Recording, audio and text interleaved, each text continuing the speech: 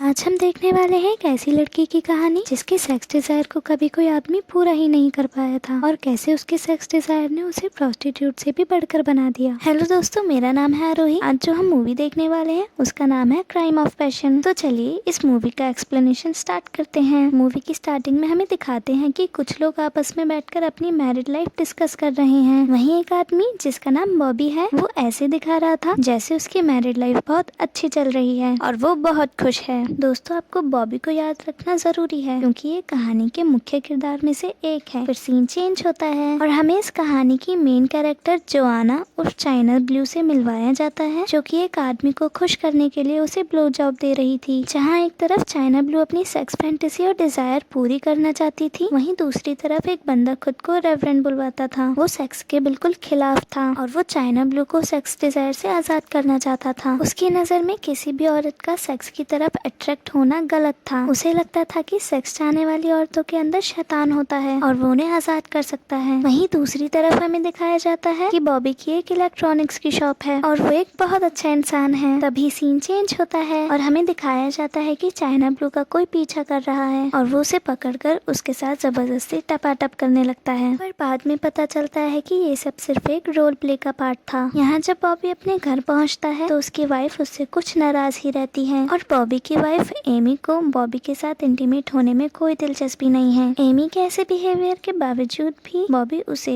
और उनके दोनों बच्चों को खुश रखने की बहुत कोशिश करता है। एमी को बॉबी से ये भी दिक्कत थी कि वो कम कमाता है, इसलिए बॉबी एक जासूस की तरह पार्ट टाइम जॉब भी करता है। बॉबी का बॉस उसे एक लड़की की जासूसी करने को कहता है क्योंकि उसे शक होता है कि वो लड़की कंपनी के डिजाइन बाहर किसी क्लाइंट को बेच रही है और ये लड़की और कोई नहीं बल्कि चाइना ब्लू उर्फ जोआना ही होती है। तो इससे हमें पता चलता है कि चाइना ब्लू दिन में एक फैशन डिजाइनर और रात में प्रोस्टिट्यूट थी। बॉबी चाइना ब्लू की सारी हरकतें रिकॉर्ड कर रहा था। यहाँ चाइना ब्लू दोबारा उस रेवरेंड से मिलती है। रेवरेंड चाइना ब्लू के अंदर का शैतान भगाना चाहता था, इसलिए चाइना ब्लू मजे लेने के लिए रेवरेंड को लेके अपने रूम में आती है, जहाँ रेवरेंड भी चाइना ब्लू की हरकतों से सेड्यूस होने लगता है। चाइना ब्लू देखती है कि रेवरेंड के बैग में सेक्स टॉयज हैं और उसके पास एक ऐसा खतरनाक वाइब्रेटर होता है जिससे कोई भी इंसान मर सकता है। ये देखने के बाद चाइना ब्लू डर जाती है और रेवरेंड को भगा देती है। बॉबी रेवरेंड और चाइना ब्लू की सारी बातें खिड़की पे खड़े होकर सुन रहा था। चाइना ब्लू के जाने के बाद